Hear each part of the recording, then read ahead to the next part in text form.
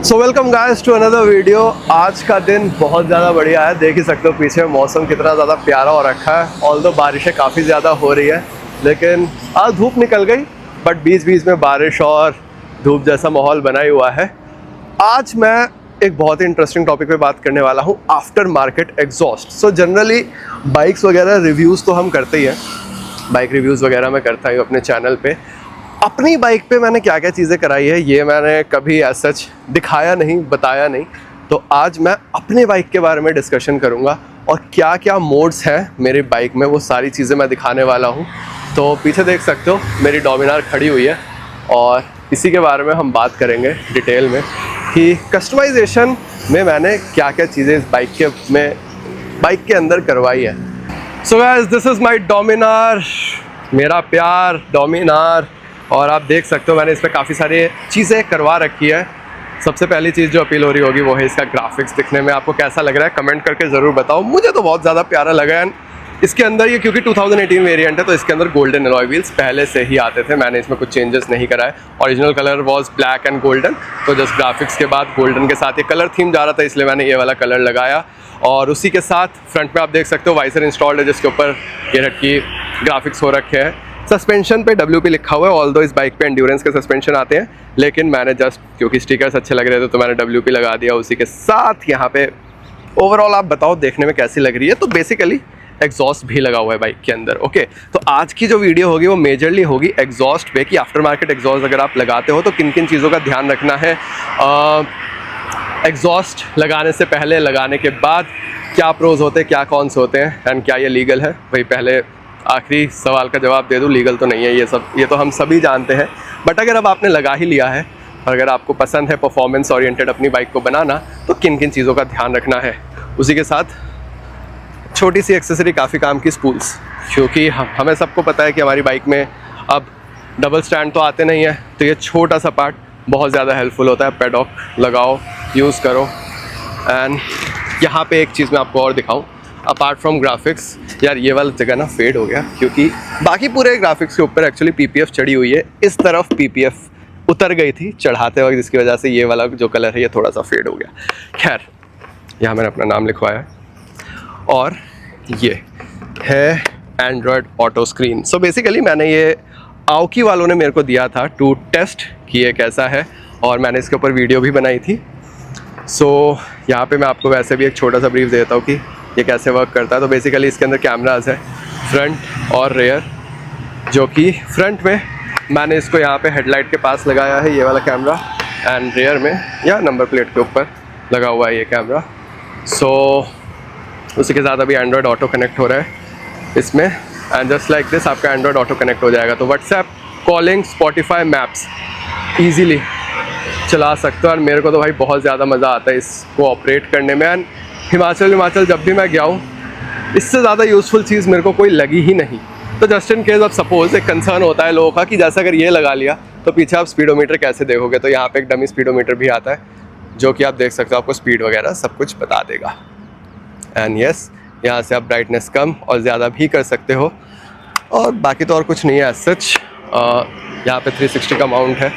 And या overall अब 18 model में ये वाले जो शीशे थे ये नहीं आते थे, मैंने इसको अपग्रेड करा। जब ये 19 वाला मॉडल आया था तो उस पर ये शीशे आए थे, क्योंकि ये ज़्यादा स्टर्डी है, बहुत बढ़िया है, तो ये मैंने शीशे अपग्रेड कर लिए थे। उसके अलावा तो एज सच बाइक गंदी हो रखी है यार, क्योंकि आपको पता ही है बारिशें कितनी ज़्यादा चल रही हैं, तो उसमें थोड़ा सा गंदा हो गया। लेकिन अब बाइक का बताओ यार, कैसी लग रही है बाइक, कमेंट में ज़रूर बताना। तो अब हम बात करेंगे एग्जॉस्ट के बारे में। तो भाई देखो, अगर आपको एग्जॉस्ट लगवाना है तो डोमिनार में, मेरा जो डोमिनार में है, यहाँ पे एक बहुत बड़ा सा DB कलर का पूरा बॉक्स आता था। 18 वाले मॉडल में है ये स्पेसिफिकली, तो उसको यहाँ से हटाया और उसके बाद मेरा जो एग्जॉस्ट है 2 पार्ट्स में डिवाइडेड है, बेंड पाइप एंड मफलर। सो जब वो DB कलर हटा तो बेसिकली बहुत ज़्यादा वेट रिडक्शन हो गया, वो खुद में ही 6-7 किलो का है। एंड उसके बाद जो इसका एग्जॉस्ट आता है वो भी काफ़ी ज़्यादा भारी था अपने आप में। तो ओवरऑल मेरे को कुछ ऐसा लगता है कि मैंने अच्छा खासा, मतलब 10 किलो तक तो रिडक्शन कर ही दिया होगा वेट का। After installing this setup. अब क्योंकि ये 2 पार्ट्स में डिवाइडेड है, तो सबसे पहली चीज़ का जो आपको ध्यान रखना है वाइल इंस्टॉलिंग द एग्जॉस्ट, ठीक है, ये आप सब ध्यान रखना, चाहे कोई भी बाइक हो, इस चीज़ का ज़रूर ध्यान रखना, वो है ये जितने भी जहाँ से भी ये जॉइंट हो रहे हैं, for example this and this, तो ये जितने भी जॉइंट वाली जगह है ना, यहाँ से इंस्टॉल करने के बाद हवा लीक नहीं होनी चाहिए, इसका आपको ज़रूर से ध्यान रखना है। तो बेसिकली ये जो चीज़ आप देख रहे हो ये है पैकिंग, इसको बोलते हैं पैकिंग, जो कि एक मेटल की शीट टाइप होती है। एंड इन गैप्स के ऊपर पहले ये, जैसे सपोज़ यहाँ पे इस बेंड पाइप पे पहले इसको पूरा ऐसे रोल करा, इसको लगाया और उसके बाद इंसर्ट करा, ताकि जितना भी जो एरिया है, खाली एरिया है, वो टाइट हो जाए और हवा लीक ना हो। तो मैंने ज़्यादा करके लगवाया था, इसलिए थोड़ा सा बाहर को आ गया। एंड उसी के बाद यहाँ पे ज़रूरत मेरे को पड़ी नहीं, क्योंकि यहाँ पे ये जो लगा हुआ है पार्ट, बेसिकली ये जो स्क्रूड हो रखा है, इससे वो आपस में मर्ज हो गया, इधर कोई भी स्पेस नहीं आया। थर्ड स्पेस यहाँ पे था, तो खैर वो तो एग्जॉस्ट घुस गया, तो इधर तो आना ही नहीं था। सो बेंड पाइप मेरे को कॉस्ट किया था अप्रॉक्सीमेटली 2000 रुपीज़, एंड ये एग्जॉस्ट जो है ये मेरे को अराउंड 6-7,000 के कॉस्ट किया था। अब आप लोग बोलोगे कि भाई ये जो एग्जॉस्ट है ये ओरिजिनल नहीं है, तो भैया कोई भी ब्रांड डोमिनार के लिए as such original exhaust manufacture नहीं करता। बाहर के जितने भी ब्रांड हैं लोकली इंडिया में जो मिलते हैं वो तो खैर मिल ही जाएंगे, लेकिन अगर मेरे को कोई स्पोर्टी एग्जॉस्ट लगवाना है तो वो कोई भी ब्रांड मैन्युफैक्चर नहीं करता, स्पेशली फॉर डोमिनार। सो इतना ही सेटअप है। इसके बाद जो सेकंड पार्ट का आपको ध्यान रखना है, बेसिकली मैंने निकाल के रखा है, एक स्पेयर पड़ा था मेरे पास, वो है ये। सो ये है कैटालिटिक कन्वर्टर, जो कि कुछ इस तरीके का दिखता है। ओके, ये पीछे का पार्ट है, ये फ्रंट है।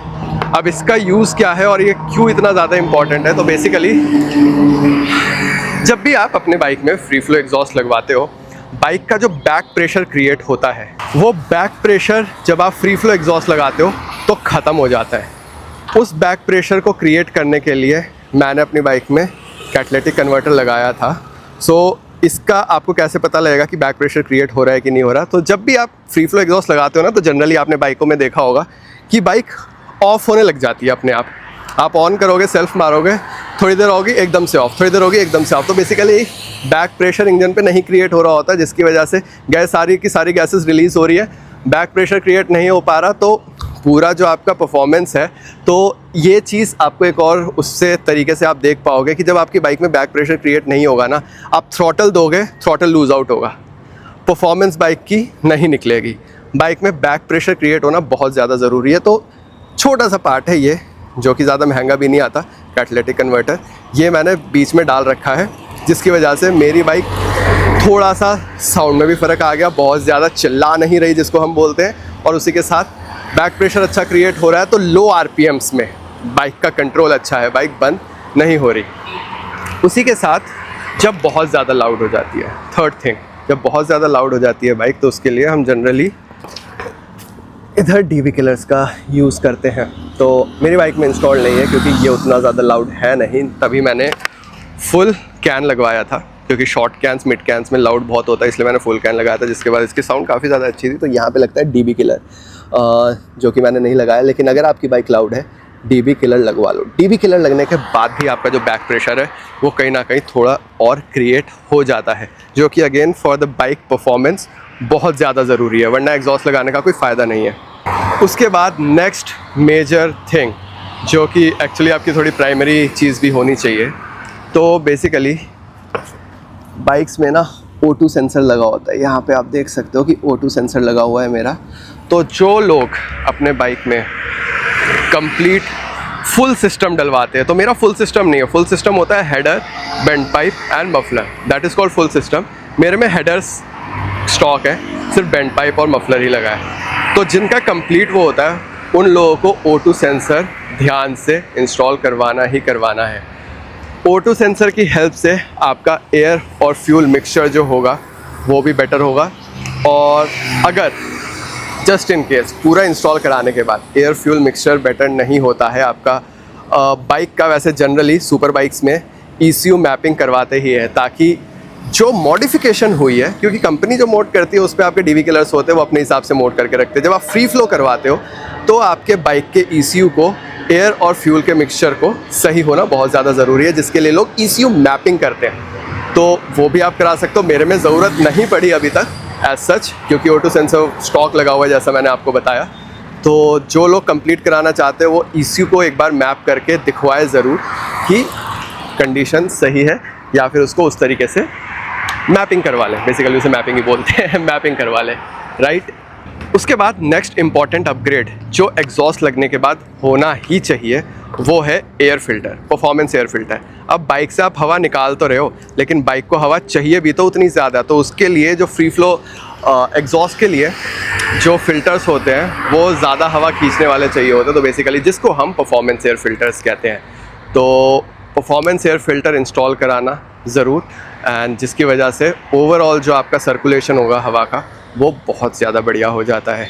तो बेसिकली नुकसान क्या होता है आफ्टर मार्केट एग्जॉस्ट डलाने के बाद? वेल, सबसे पहली चीज़ तो है आपका चलान होने के चांसेस काफ़ी ज़्यादा हो जाते हैं, क्योंकि आपको पता है कि आफ्टर मार्केट एग्जॉस्ट जो है ये बैन है। बट फिर भी अगर आप अपनी बाइक को एंजॉय करने के लिए एग्जॉस्ट डलाना चाहते हो, TB किलर का यूज़ ज़रूर करो। वो आपकी लाउडनेस को कंट्रोल करके रखेगा, और कैटलिटिक कन्वर्टर भी जो मैंने आपको बताया परफॉर्मेंस और लाउडनेस को कहीं ना कहीं थोड़ा कंट्रोल कर देता है। तो जस्ट इन केस कभी अगर आपको मौका मिले जहाँ पे आप DB किलर उतार के चला सकते हो, फॉर एग्जांपल ट्रैक, मैं कुछ और नहीं बोलूँगा, वहाँ पे आप इजीली अपनी बाइक का DB किलर खोलो, परफॉर्मेंस निकालो, आवाज़ सुनो और इन्जॉय करो।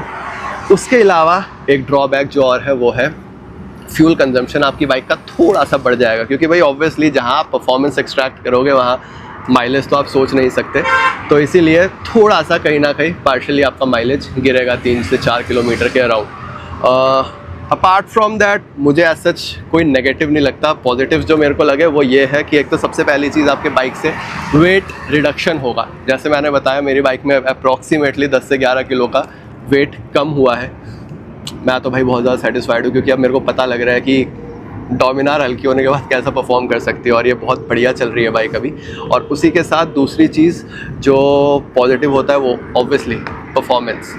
अगर आपके पास बाइक है लाइक ड्यूक 390 RC सीरीज़ की बाइक है, इनफैक्ट यामाहा की R15 भी जो है, ये ट्रैक ओरिएंटेड मोटरसाइकिल है, जिनसे जब आप काम करोगे ना इन बाइक के ऊपर अगर, तो बहुत बढ़िया परफॉर्मेंस आउटपुट निकाल के देती है।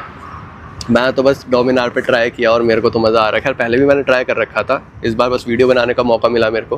तो ये कुछ फ़ायदे और नुकसान आपके आफ्टर मार्केट एग्जॉस्ट के साथ होते हैं। सो आई होप ये वीडियो इन्फॉर्मेटिव लगी होगी आपको। वीडियो पे लाइक कमेंट शेयर ज़रूर करना। बाइक कैसी लगी ये कमेंट करके ज़रूर बताना। मैं मिलता हूँ आपको अगली वीडियो में। Till then stay tuned.